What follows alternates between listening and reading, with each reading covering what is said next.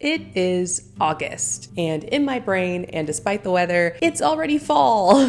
But I know that a lot of people are not ready for that yet, so this is perfect timing because this is the final part 3 of me attempting to make my dream summer wardrobe in 5 days and with 100% thrifted fabrics. Usually the hottest and most humid month of the year in August here where I live, but recently, except for today, it's heating up. But before this, it was like 78 degrees and barely humid for almost a week. It was beautiful. I honestly think it was like a birthday wish scenario. This has been a challenging challenge, not only because I'm making more pieces, even though I did some cutting beforehand of the fabric, but I did more pieces. I'm doing it in 5 days. It's already a challenge. The second part of the challenge is, as I've said before, I don't really like summer and I don't really like summer clothes. They're just, I like layering. This has been an extra challenge of trying to find clothing that I think I will actually like and wear. So kind of a 2-part challenge. We've already had 2 other parts in this series. I will link one of them above and both of them down in the description if you would like to go watch them. But if not,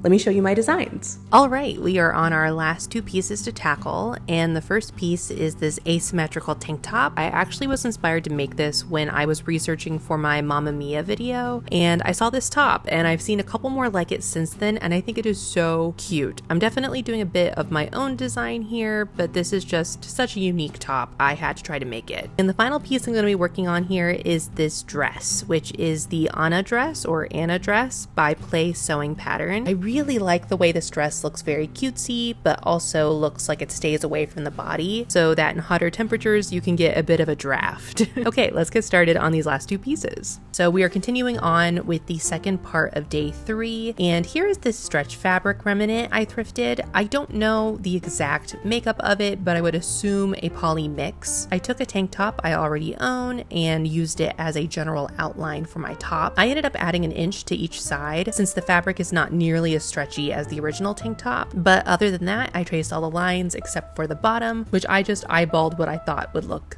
good. I then mirrored that for the back piece since I wanted the bottom asymmetry to be on the same side.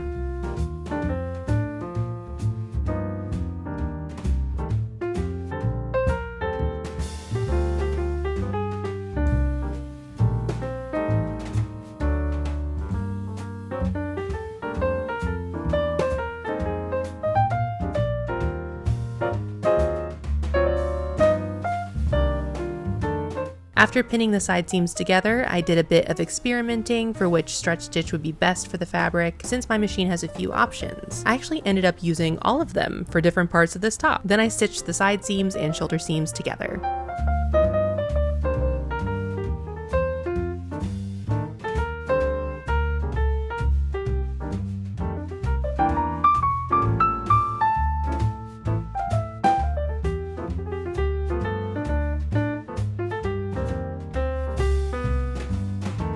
I wanted a lettuce hem for the bottom, so I chose the zigzag stitch and made the width really small and then stretched the fabric as much as I could while stitching over the raw edge. This actually ended up working really well, and I would love to try this again.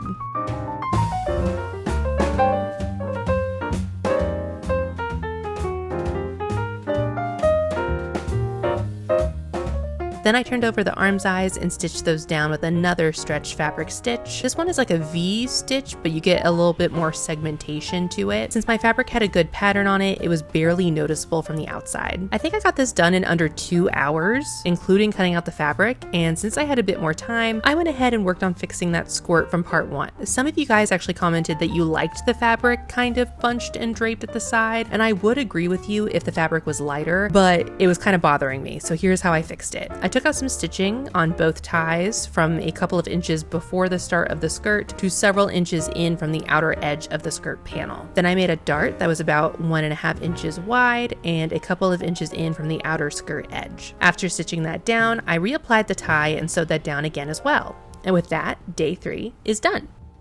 Now, I don't usually speak during the cooking sections, but I do have a quick question. Do you pronounce this word sherbet or sherbet? I know the correct pronunciation is sherbet, but I personally prefer sherbet. I just think it sounds better, and I know a lot of people who say it that way. So give me your opinion on how you've been pronouncing this in the comments. I want to see if I'm in the minority here.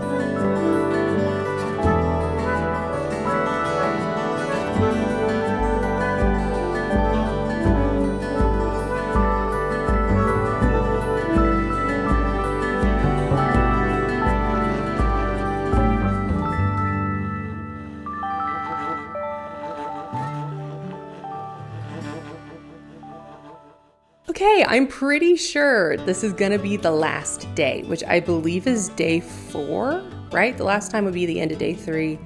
I'm pretty sure I'm right, day 4, which is ahead of schedule. Once again, I love being ahead of schedule. And it's one piece, it's a dress, which yeah, dresses take a little bit longer to make than your average piece. But I think I'm just gonna get to kind of relax and take it a little bit slower today. And I'm very excited. Do I have anything else to say? No? I mean, I could complain about the heat and the humidity because it is just seeping through my house once again. But you know what? I'm not gonna, even though I just did, so too late. All right, let's get going. For the dress, here is the bedsheet I thrifted. I saw this and immediately knew I had to make some kind of like retro-inspired summery dress out of it. It's just so bold and fun. So the first thing you do is add the darts and stitch the front panels to the back panel together at the shoulder seams. Now there is a snag that I have with this pattern here. I was even deliberating over whether or not to tell you which pattern I used, but I ended up loving this dress so much. I'm just gonna give you my caveat. 1, I don't know if this is a problem with every size or if the pattern wasn't sized up correctly, but some of these seams did not match. They were easy enough to fix for me, but that on top of how vague the pattern and instructions are, I don't really think this pattern is necessarily beginner friendly, which is what I was seeing it sold as. I think if you have a basic knowledge of where to trim off excess seams for a correct fit, and you know how a garment should basically be put together, then you should be fine. And it's a pretty cheap pattern, so I don't want to complain about it too much. This garment felt really easy to put together for me, but I haven't been a beginner in sewing in like 15 years. So I just say tread carefully if you're a true beginner. I would definitely make sure you have a few other projects under your belt before tackling this one.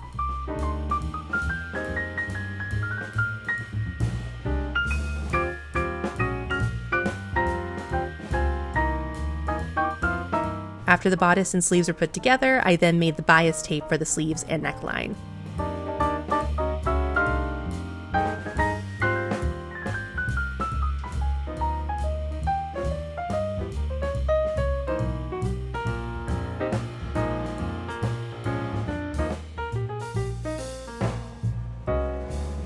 Now, this is not technically the correct way to put on a cuff, but I was feeling a bit lazy this day and attached the band before sewing the sleeve seam together. This is a slightly less professional, but much easier way to attach these pieces together.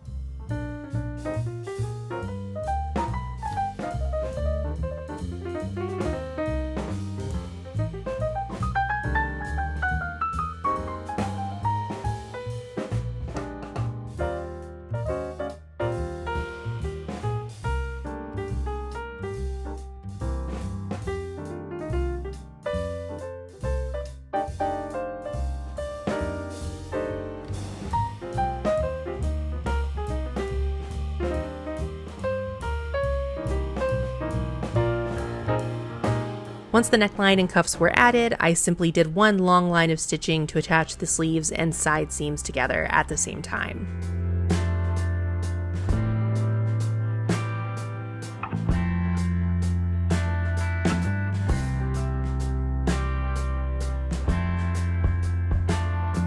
Then it was time to try the bodice portion on so I could mark where to top stitch, since this is a faux wrap dress.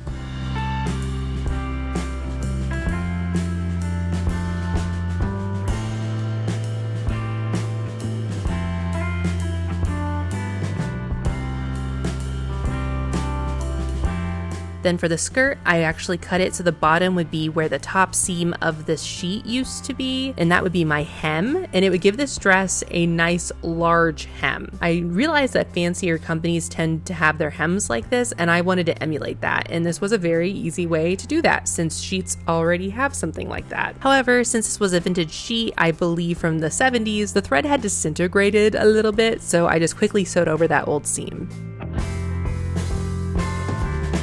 I then did my tried and true gathering trick for skirts, which is I take a 1/4 inch elastic and match the length to the end of my bodice. I then use a zigzag stitch over the elastic while stretching it over the edge of the skirt.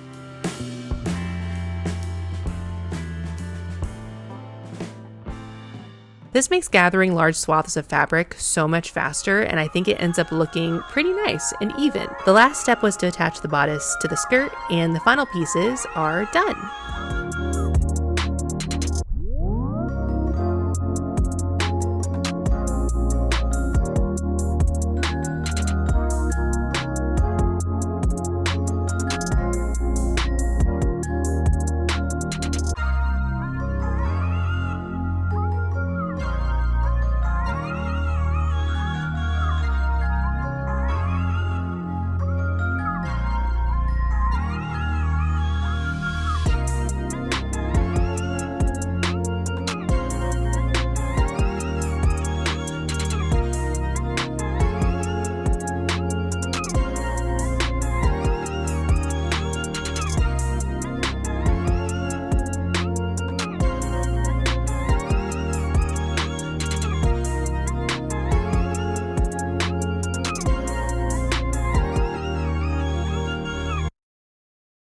And we are done. I got all of the sewing done in 4 days, which I am going to count as being done early.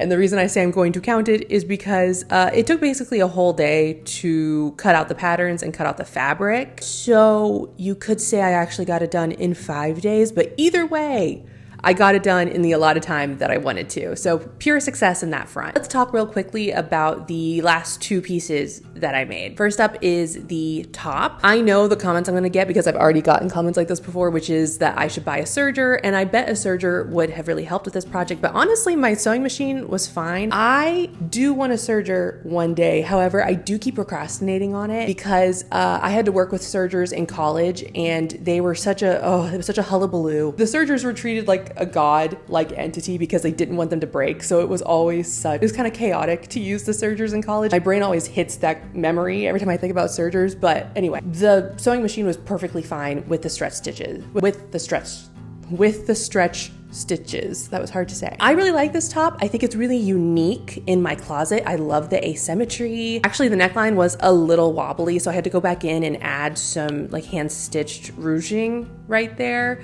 But I think that's really cute. Overall, very happy with this piece. The dress is adorable. It actually might be one of my favorite things that I made in this. I do know that the skirt fabric is a little bit lighter and more faded than the bodice. That's okay. I saw that when I bought it. I don't mind it. Just telling you guys, I did see it.